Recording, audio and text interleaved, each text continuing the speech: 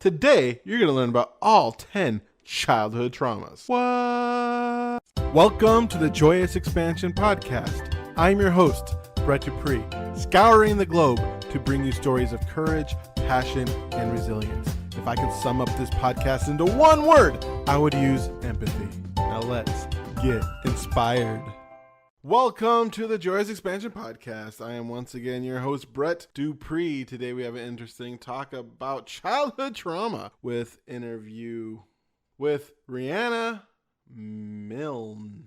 Or is it Milne? I should ask how to pronounce people's names. Well, now as part of the interview where I, Brett Dupree, your Joyous Expansion life coach and podcast host, talks about his life, because if I can't be vulnerable, how can I ask my guests to be? This week I had an interview with one Debbie Dixon. Yes, these interviews are pre-recorded, and then in the future you will listen to them. Right now I'm in the past talking about an interview that I had this week. The interesting part about this interview is a few years ago, I believe I talked about this on my podcast before, but I came up with my red, yellow, and green elation engine, and I did my first workshop on it. And I kind of got stuck after somebody gave me a bad review, and that caused me to fall within myself. Plus, I was also going through some unemployment at the time. That was when, if you've been paying attention to my podcast and listened to it, I was in a decently dark place of just feeling like a failure. And honestly, that was almost kind of like a lifeline, hoping that something would work.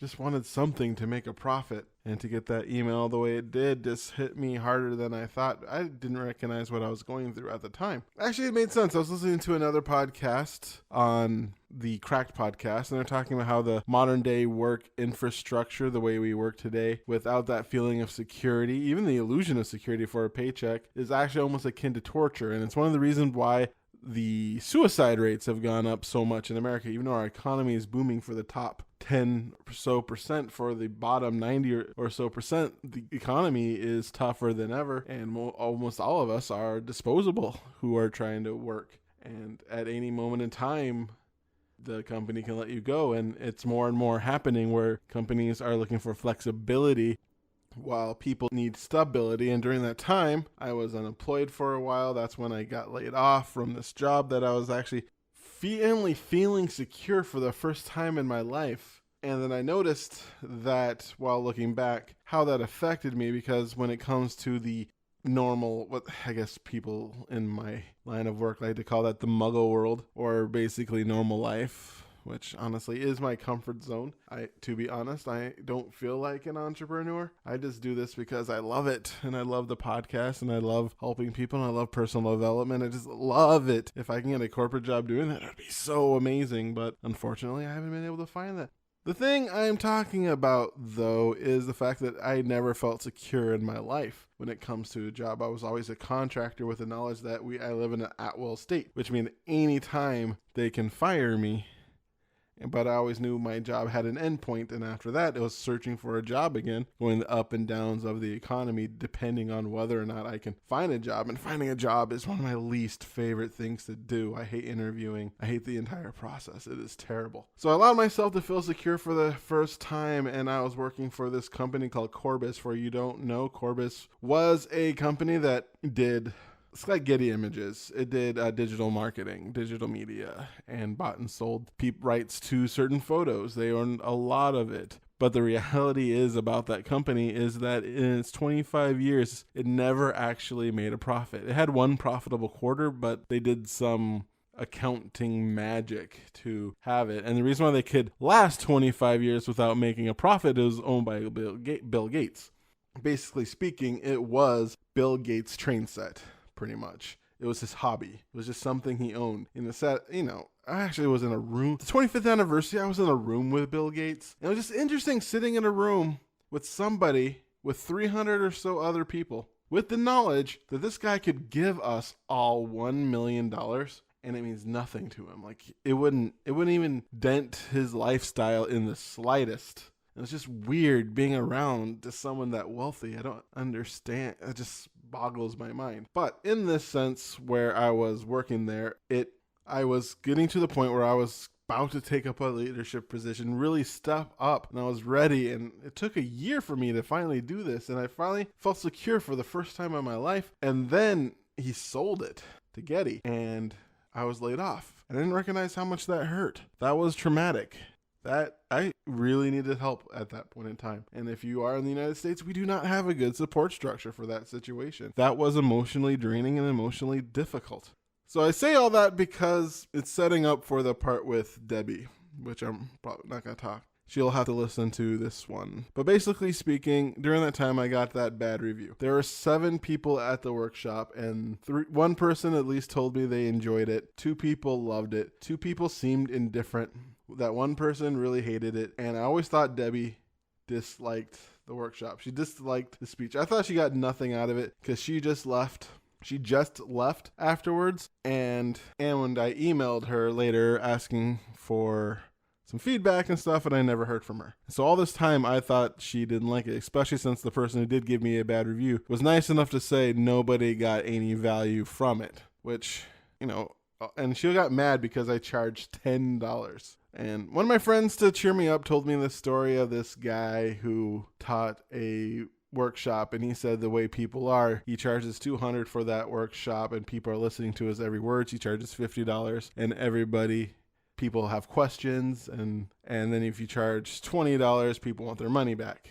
The amount of money you charge is who you attract, in a way. And so I thought about that a lot. But all this time, I thought she didn't like it because I projected that upon her. And she told me that she was impressed by, at least she didn't say she liked the workshop or whatever taught, but she was impressed with the way I presented it and the fact that I was able to present it so smoothly and I look so natural up there. So she got some value from it. All these years, I thought she got none at all. And it was somebody who I really wanted on my podcast, mostly because I just want to learn about them. They're just, a lot of times when I go to local events, I'll see flyers for her events. And I never actually showed up to any because just for various reasons. But it's really cool to actually have her on there. But the thing I'm talking about is the perception, the story that we create in our mind, where we let other people ruin our day, yuck our yum, if you will.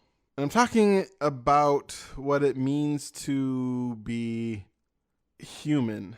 And it's fine because that's a natural part of being human, is letting other people bother you. So it takes time. And one thing I've started doing this week in my meditation is just letting go, because I feel like I have a lot of trauma built up in my body. And I'm noticing it more and more, especially after listening to that podcast where they talked about how the modern day workforce is akin to torture. It's not good for our mental stakes. We like stability. That's the reason. Heck, if you look at the ancient Egyptians, their stability of the river is what allowed them to thrive. It created an amazing civilization and a religion that was based off a better Egypt. If you look at ancient Samaria with the Tigris and Euphrates, that flooded sporadically, and they throve in their own way, but never to Egypt status. And their religion, for the most part, was depressing as heck, to the point where they had to trick their gods to get things, and when you died, you just walked around eating dust. There is just something about stability that helps us as humans.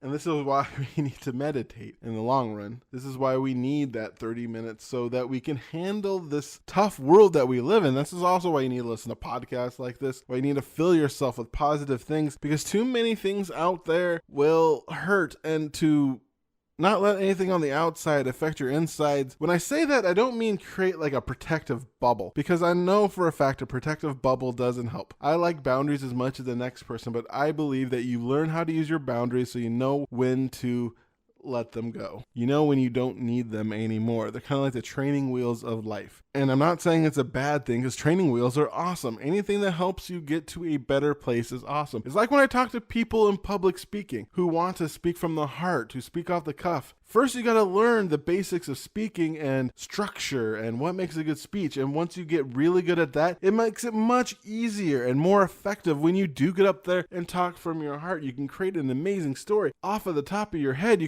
It's like those people who know a lot about music and they taught themselves and they had people teach them, and they can just create an ad lib because they put the work to learn the basics. And that's one thing we got to do about life is we got to learn how to do the basics. We got to learn how to control our mindset. We got to learn how to let things go. We got to learn how to forgive. We got to learn how to move forward. We have to learn how to be resilient. We have to learn how to get back up when we're knocked down. We have to learn how to be optimistic in a way that doesn't make us blind to our problems. We got to learn how to deal with issues without escaping. We got to learn all that. There isn't a manual that exists when you're born, or unlike the Matrix, you can't just plug it into the back of your head and all of a sudden, I know Kung Fu. It's a learning process, and so you have to believe in yourself and learn how to let go. And speaking of learning how to let go, do I have a treat for you folks. Riana teaches about the 10 childhood traumas, and being able to listen to those will help you in your life. Let me set this up for you. Riana Milne is a certified global life, dating, and relationship coach, a #1 best-selling author, and the host of her podcast, Alexa's Daily Brief, and global radio show on boldbravemedia.com called Lessons in Life and Love. An educational speaker, a certified trauma and addictions professional, and is a licensed mental health counselor with over 19 years in Palm Beach County, Florida. She's also a life and dating coach for a docu-series, Radical Dating, Finding Lasting Love Over 40. Riana specializes in those who have past childhood, dating, or relationship trauma and offers one-on-one VIP coaching and online virtual coaching programs for both singles and couples at lifeandlovetriangle.academy. And now, here's my interview with Riana Milne. Hello, Riana, and welcome to my podcast. Hi, Brad. How are you? Thanks for having me. Thanks for being here. Are you willing to tell us your origin story? Of course. It's something that started my whole journey to helping many people around the world with what they struggle with. Would you like me to go into that now? Yeah, let's go into that. Let's just jump right in. Okay. Well, I've been a psychotherapist now, total 19 years in private practice. Around 2000 and, it was 11/11/11. I married the love of my life, and everyone called us the it couple of Atlantic City. We were really happy. Our kids were happy. Everything was going great in my life. I loved my work. I loved my relationship, my family. And then suddenly my world was just destroyed. I discovered that my ex had a secret life. His world exploded. He was a principal at a school and he was immediately fired. Me being a marriage and family therapist, and also I'm an interfaith minister, it was really something that wreaked havoc not only in my personal life, but also in my business life. Strangely enough, we were introduced by the superintendent of the school. It became a huge scandal. My heart was broken and I said, what would make you ruin everything? We had everything you could dream of, the ideal life. He goes, I don't know what's wrong with me. I sabotage and ruin everything I love. And I said, well, I'm going to figure that out. And I started my own research, not only to help him, but that would have helped my own healing and help the forgiveness process. I call that Dr. Jekyll and Mr. Hyde personality type. If you know the movie or the play, Dr. Jekyll was this amazing, charismatic man, very handsome, wealthy, a doctor. Everybody loved him in the community. And at night, Mr. Hyde, his hidden personality type, would come out and rape and ravish and kill women. It was like two different people, totally. And we could also call that splitting of the personality. And that's what my ex had. And after all my research, it came down to he had severe childhood trauma, which helped me to understand. And then my next part of that question was, what was in me that made me attract this type of person, and why didn't I not see it? Being a psychotherapist with a triple master's, summa cum laude, I'm a smart lady. So why me? Why didn't I not see it? This was what started my journey. And when I got all these answers, this is when I developed my childhood trauma checklist to help myself and my clients. And as soon as I saw it, they're like, oh my gosh, this makes so much sense of why they were struggling, and particularly exactly what they were struggling with. So this is why I made helping those with past childhood or love trauma my specialist as a global life and love coach. I no longer do the therapy in private practice anymore. Instead, I'm just coaching globally now. That's the original story. So it sounds like you're saying that something within you that attracted to a man with those issues? Well, here's the facts. The Kaiser Permanente group out of San Diego did the correlation between childhood trauma and people with later health issues. They did not correlate it to love relationships. That's where my end picked up. But they have found 90% of people, 9 out of 10, struggle in life and love with 1 to 3 of the 10 childhood traumas. So, not just me, most of us have something in us from our past that is keeping us stuck in our present, either in life or love. And it can cause ongoing anxiety, fear based or negative thinking. In business, it comes out, you're afraid to take on the next challenge, or you stay in a job you hate, but you just feel like you have no out, but there's always an out, right? You just don't have that courage to step up and take the next step. So this is identified in many, many people. And this is why the gates just crashed open when I identified this. It's like, okay, well, things happened to me that attracted this type of person to me as a later adult, you see.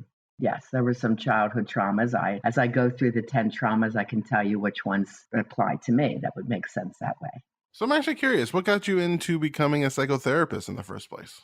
Actually, when my friend Michael, we were both 16, he was my buddy. He lived down the street in, of course, a cornfield for me. My best childhood friend was unfortunately killed by a drunk driver. And I promised Michael that in some way I would give back to help the world in his name. And because it was a drunk driver, I said, well, I'll become a counselor. And then I became a drug and alcohol certified licensed counselor. I always loved children. So I also worked in the schools from grades kindergarten all the way through college as a SAC counselor. And then at another time, I worked in Atlanticare, which is a hospital-based group working in the child and adolescent unit. So doing all these different jobs, plus having my own practice, I worked with a lot of people of trauma. So that's how the trauma piece kept coming up for me. And it was kind of like the message from the universe. This is what I'm supposed to be helping and healing with. But I always wanted to be a counselor since I was young. It's funny, I was struggling with some bullying in 8th and 9th grade. I asked my mom if I could go to a counselor. She goes, no one in this family will ever go to a counselor. Because back then, being that I'm part of the baby boomer generation, it was, quote, shameful. And I said, well, then I'll grow up and become one.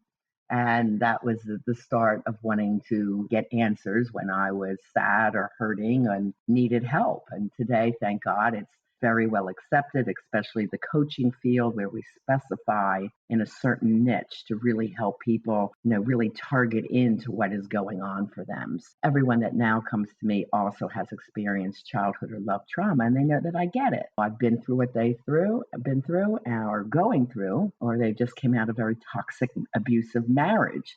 I have a lot of people come after being abused emotionally in marriages for many years. Finally are out and they're scared to death to go out there and date. So they recognize themselves in that as well, that they've had love trauma. That makes sense. I like the way that it seems a lot of the ways that spur forward your career has been in the desire to help others.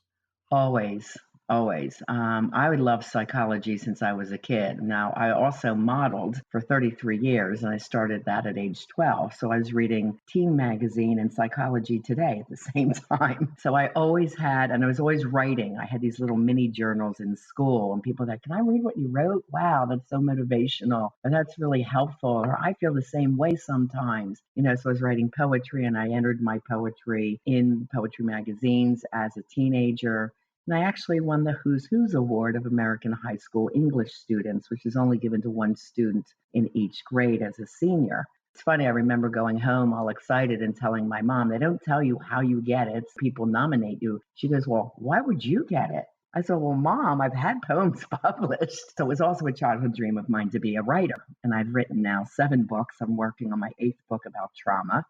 And my 2 books, Live and Love Beyond Your Dreams, are now in Barnes & Noble stores and sold on Amazon. And Love went to #1 in couples therapy and women in spirituality. That's another childhood dream that I was able to manifest being an author.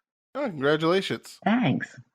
If someone was interested in being an author, how do you get started writing? Well, my dad taught me a lesson very early on. He says, hun, if you have the 5 Ds, you can do anything. And that was really my driving force all the way along my life. Since then, though, I've added 2 more Ds. So I'll tell you the 7 Ds. The first one is decide. Decide exactly what you want in your life. Once that decision is made in your heart, in your soul, you don't really go backwards. You go forward, and then the next one, the 5 Ds, were dedication, determination, desire, devotion in a spiritual way, and dare to dream.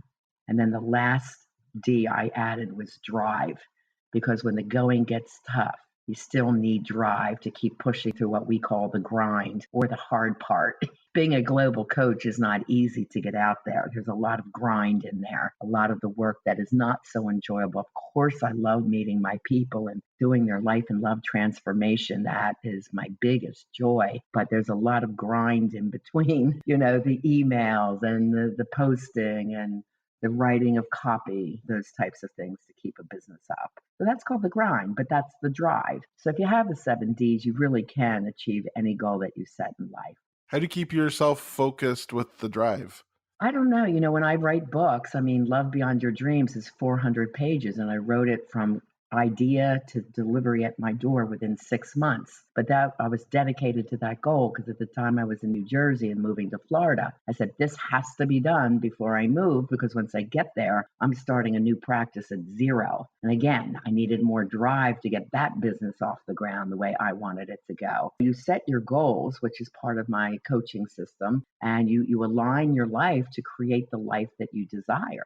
Right? Goal setting, it's working the D's, being determined, waking up with 3 goals a day to make sure you're going to do. Like the first thing, I woke up, Brett, I have to send in my outro. Maybe I didn't write that clearly enough. So Brett, you were the first of the 3 goals today to make sure that was done for you. But there's always being up to purpose. What do I need to get done today? And then that even means for play. Okay, I'm going to get up. I'm going to the beach early because the rain's coming in. Then later, I'm going to go out and meet my friends. You just live a life of intention. It's conscious awareness. You are always consciously aware of what you're doing, where you're going, how you're going to do it.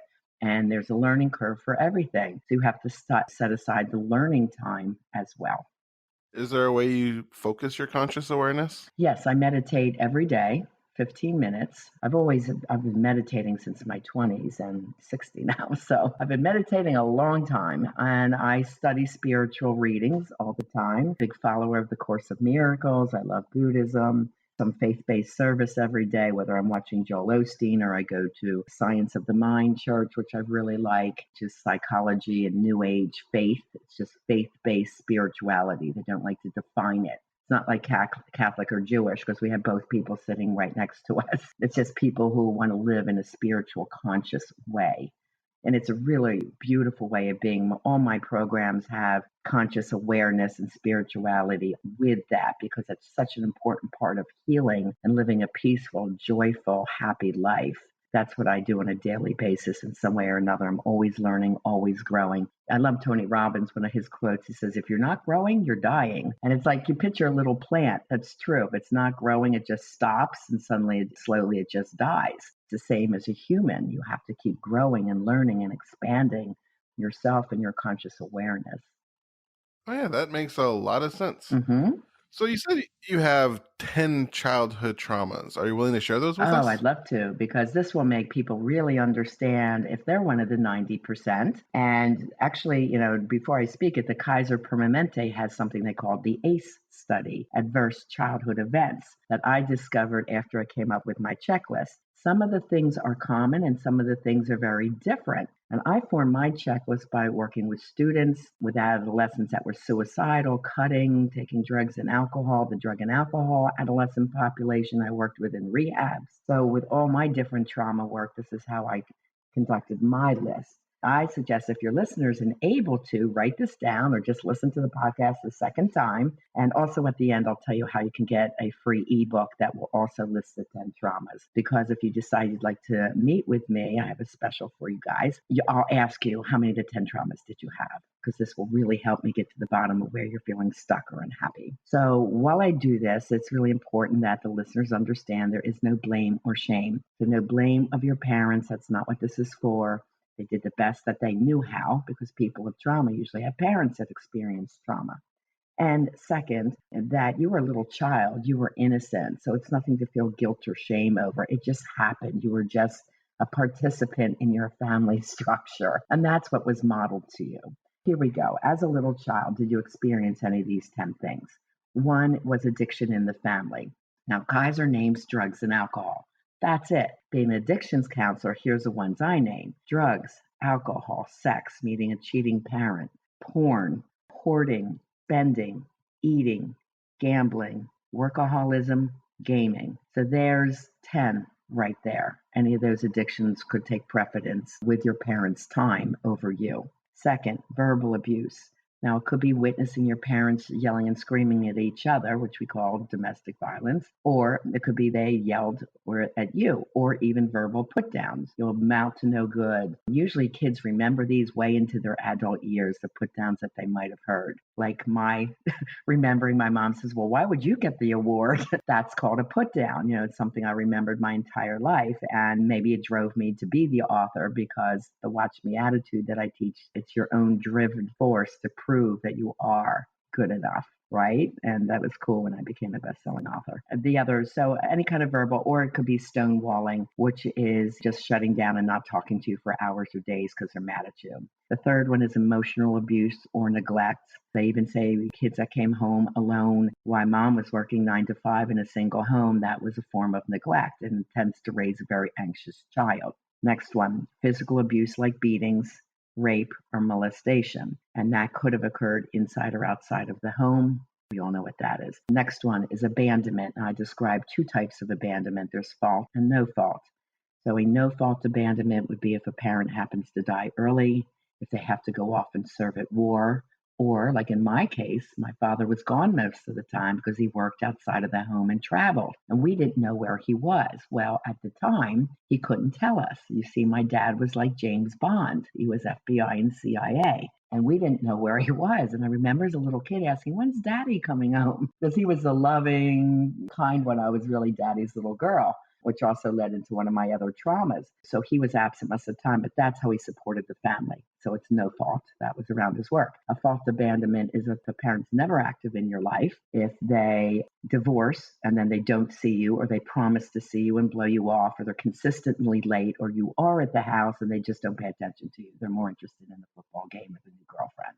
So that's an example. The next one is being adopted, part of foster care, needing to live with another relative or family friend because your parents couldn't take care of you. Now, that one is not in Kaiser's study, but look at all the drug and alcohol kids I worked with, right? And with kids that had parents on the streets as drug addicts. So this was very traumatic to them, and that's why this is part of my childhood checklist. Okay, trauma number 7 is one of the most common traumas. It's personal trauma. So this is usually wrapped around bullying or not feeling like you fit in or good enough. So you could have had a medical issue like asthma, maybe grew up skinny and gawky. That was my situation until I was able to model, and that brought back my self-esteem, but I was very bullied as a kid. Or you could have been an overweight child, just not fitting in some way. You weren't part of the popular crowd. The next one is sibling trauma, where your sibling could have been born with a medical issue commanding more of mom's and dad's time, or they bullied you, or the most common, they were perceived by you to be the golden child. Mom and dad loved or favored them more. You don't know why, or you may know why. They might have been more pretty or handsome. They might have been the athletic one. They might have been the smarter kid. For some reason, you felt they got more accolades.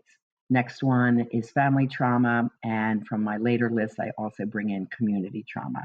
Community trauma is our mass shootings in our community, or school shootings, or the losses of our homes due to hurricanes, floods, fires, mudslides, volcanoes. I mean, Mother Nature is really getting crazy. So, I mean, this is devastating for adults. You can imagine young children who are experiencing this. It's very scary for them and traumatic. And family trauma would be as if your family was living in a dangerous area. You remember them always struggling around lack or poverty, getting enough money. This is a situation for like Jones and Oprah, growing up in a very poor neighborhood where they worked really hard to get out of their childhood trauma. It also could be moving a lot. Our military families have to move every 2 to 4 years, putting kids in new schools, and also incarceration of a parent. Funny, when I was in the Vineland school I had in South New Jersey, I had a friendship group, and I kind of put that in quotes because these were little kids bullying everyone else. These were the tough kids. And everyone but one, 9 out of the 10 kids had a parent incarcerated in jail. So it was very traumatic to them, and they came to school angry. It's also shameful for them to say, well, my dad's in jail, or my mom can't come to parent night because she's on the streets doing drugs somewhere. These are the kinds of kids I worked with. Okay, and then the last one is mental illness in mom or dad. A lot of times that's not diagnosed, so you kind of have to guess. Two most difficult are bipolar and borderline. So borderline I describe as fast trigger anger, where somebody would not necessarily get mad over something, they would lose it. But when they're good, they're great. But when they're bad, they're horrid. And you never know what you're going to get. So that leaves a child in a very anxious state. And bipolar is manic and depressive. Depression can come out as extreme fatigue, checking out emotionally, or anger. Manic, some people think that's the high and happy person. Well, it can be, but it also could be that gambling spree, spending spree, or eating and binging spree. So those, Brett, are the 10 childhood traumas. Did you recognize yourself in any of those? Oh, definitely. I have abandonment issues myself. Mm-hmm. Mm-hmm. Okay. So usually most people see 3 to 4, or maybe a little bit more. And then I also put a scale on the severity. One child could be molested one time, and that's still severe, but someone could be molested over 5 years. That's a severity level of 10. The other one could be a severity level of 2. You see, so this also is part of the definition of when I meet someone, making this a very individualized type of coaching. So would you like to know how these come out later in adult life? I would love to. Okay. A lot of couples come to me as a marriage and family therapist now as a global coach and say, when it's good, it's great. When it's bad, it's horrible. We're always in this cycle. It's good for 2 weeks and we fight, and then we break up and then he wants to come back. And then, so it's this cycle, which we call of trauma or dysfunctional toxic behavior. Let's talk about control. Where does that come from? That's when a partner doesn't feel good enough about themselves, or they lack control over their own life and not living the life they want. So they micromanage yours, especially if your life is a good one. They almost try to bring you down to their level. It's hidden jealousy. And that comes from, it can come from verbal abuse, emotional abuse, or trauma number 7, where they didn't feel good enough. And these things have not been healed. That is the same as jealousy. That's a lack of trust and self-confidence. So lack of trust comes from not being able to depend on your mom or dad. As a younger child, these are the people you're supposed to trust the most. So if they've been consistent, if they have been inconsistent in how they raised you, sometimes they love you, other times they hate you, they're yelling at you, they're punishing you, that's a lack of trust and self-confidence. You feel often that what you offer is not good enough to your partner, so you might hold on too tight, you might control your partner's actions, or you might become codependent, counting on them so much because you didn't get that care where you could trust your parents when you were younger. People pleasing is often one that women come to with. They can't say no. They overdo for others. Then they come and they feel very angry. Usually I hear a comment, well, I love them so much. I'm always doing this, and this for my husband and my kids, but they don't do anything for me. So they're overdoing and really blurring the boundaries, but this is what they used to. This could be a little girl that grew up with an alcoholic mom who people pleased her to death so she wouldn't be yelled at. So she did for her siblings and got them up and got them dressed and packed their lunches and got them to the school bus, overdoing as a child to make sure that difficult mom was pleased. Does that make sense? Yeah, that makes sense. Mm-hmm. So if you had abandonment issues when you're young, this could lead to clinginess in your relationship, codependency, anxiety when your partner's gone for a period of time, or reaching out to seek attention from others of the opposite sex, even if you're in a relationship. Sometimes it also adds to wanting your partner to be perfect because you had this ideal image of what a mom should be. And if your partner isn't that perfect partner, that perfect woman or mom to your kids or woman to you in a sexual way, then you may seek out attention from others. Anger, yelling and acting out, shutting down, that becomes a way of being, which we call normalizing your past. And it's not normal for someone that came from a peaceful home. So if you're used to handling problems with yelling and acting out or anger or shutting down, which we call passive aggressive, when you're afraid or you don't get your way, this is a very toxic behavioral pattern that we need to break for you. So there's like 24 combinations, Brett, but that's just a few samples. That makes sense. In most of my relationships, I tend to, at least in the past, push people away because I just didn't want to. Every time I came close to somebody, that meant eventually that they could hurt me. And there was just a part of me who just would freak out at that point. So that's an underlying trust issue. So you and I were to talk further, that's where I dive really deep and get to what were all the childhood traumas. How did that come up? Where was that lack of trust? But loving and being loved takes risk. So what is happening, the trauma stays stored in your brain and your body cells until you learn certain techniques to get rid of it. And really acting unconsciously, which we call living in the dark side, is what 9 out of 10 people do. That's all they know how to do.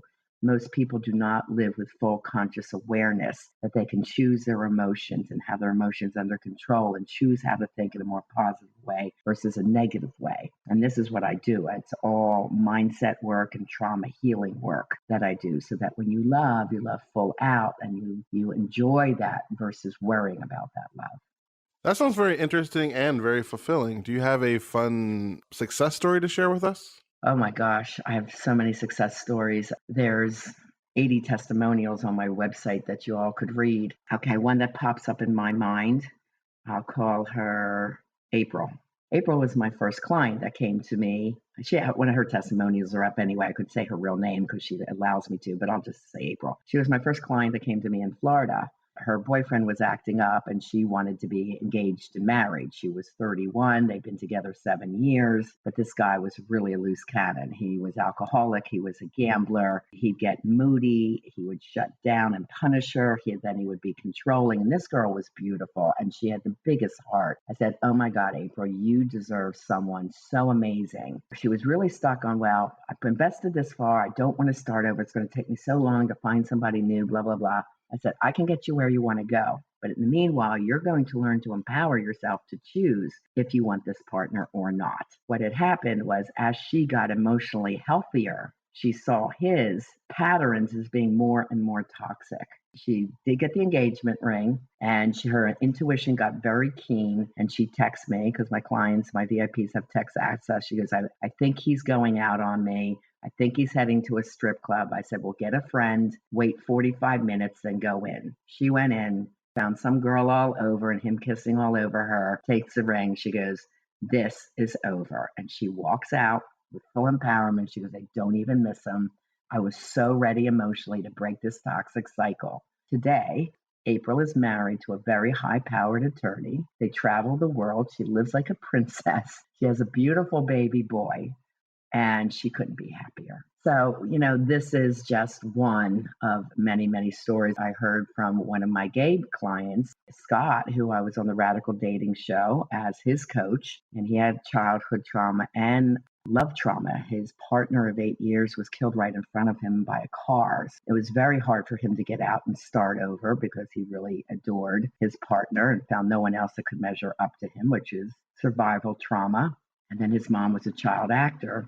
And she was never home. She was out in the Hollywood party scene. And then when he came out as gay, she goes, oh, no, you will not be gay and embarrass me. So he was never accepted also for his lifestyle choice. So he texted me the other day and goes, hey, Riana, I'm married. Last I was able to see him, he lives out in LA close to my daughter, Alexi. And I always try to see him and see how he's doing. And I knew of him and his boyfriend. So I'm like, oh my God, I'm so happy for you. These kinds of stories happen all the time for my clients, and they know what to look for. They know what not to take. It's equally important that you know what to look for, the qualities, and when you're seeing qualities you don't like, no matter how attractive that partner is, how cute they are, they're like, no, thank you. I know what this could end up being, and they walk away from that. It's a very empowering way and confident way to love. Because let's face it, Brett, we didn't get the skills on love relationships anywhere, not even in my master's program. Right? Not in high school, not from our parents. We have to learn it somewhere.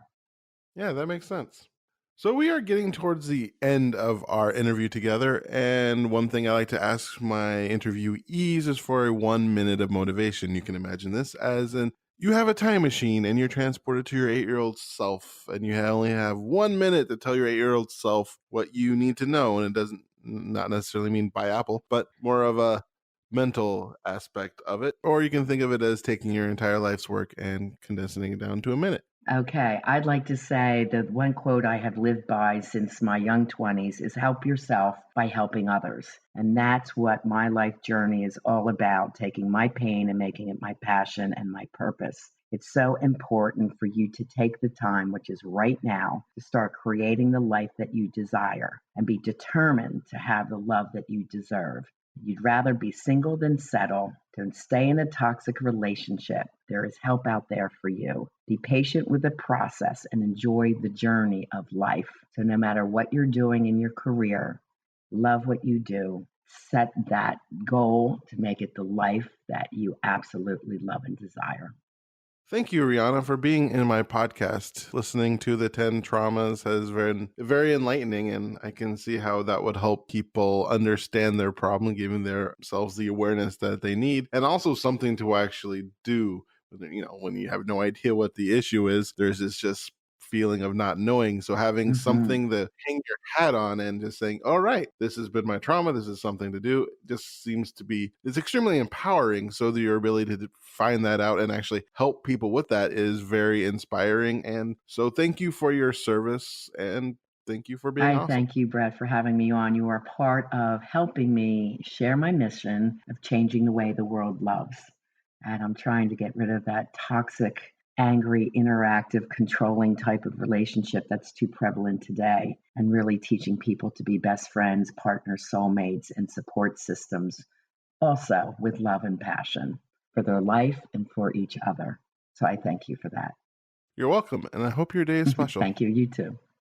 And there was Rihanna's interview, folks. Did you see yourself in those 10 traumas? I see some of myself, mostly in abandonment. It's interesting how childhood trauma can affect the rest of your life when you think about it. Once I learned anything about basic psychology and recognizing the fact that a 2-year-old, 3-year-old, 4-year-old, 5-year-old, 6-year-old, 8-year-old has made decisions that affected the rest of my life, that's just amazing to think about. Which is why we need help. We need coaches like Rihanna. We need therapists out there. One thing we need to do in this country is normalize asking for help. This pull yourself up by your bootstrap mentality and doing things yourself is BS for the most part. We need each other. And people like Rihanna who go out there and help people with their trauma and help people with their relationships are a gift. And people we should celebrate. People who spend their time and effort helping us become better and releasing those past traumas. I was talking about earlier in my podcast that I was working on just releasing my traumas every day, mostly thinking about the ones currently for my job, but my past childhood traumas, I've done much work in releasing them in my past. And you never know. For instance, I didn't think the death of my uncle still affected me, but I released that during a meditation and it felt amazing. Just working through things is outstanding. And working with people like Rihanna is very helpful. I 100% also believe in the idea that you're either growing or you're dying. There is no standing still. The only thing that we can rely on in this world is change. Time is always moving forward. We are always moving forward. And if you're not continually improving yourself, at least somewhat every week or month or day, you are getting behind. You are not living up to your full potential. I'm not saying you need to dedicate every hour to every day to being your best self, but you must dedicate some time. Etch it out. Chisel time to be your best self, to work on your best self, and therefore you will make great strides in your life. If you are looking to work with Rihanna, you can find her. Rihanna offers a life and transformational strategy session, which is a $500 value for singles and a $1,000 value for couples for only $47 to meet for a whole hour. She also has free love and chapter download of both her books. Live and Love Beyond Your Dreams is found on the homepage of rianamilne.com. RianaMilne.com. LNE.com. She also has a fun free ebook that she was talking about on the topic of childhood trauma, found at www.havetheloveyoudeserve.com. Thank you for listening to episode 32 of the Joyous Expansion Podcast. Once again, I am your host, Brett Dupree, champion of authentic joy, joyous expansion, life coach, catalyst of transformation, grand poobah, life cult leader of the Church of Awesome. If you want to email me for any reason whatsoever, you can email me at BRE2TsDUPR2Es@joyousexpansion.com. You can also check out joyousexpansion.com to find out about me and what I do. Plus, I have a fun free ebook just for you on the cover of there. You can also find my book, Joyous Expansion, on Audible, as well as where any books are sold. Also, go to book.joyousexpansion.com if you want more information on that. If you like this podcast, of course, like and subscribe and all that fun stuff. Leave a review, as reviews help immensely.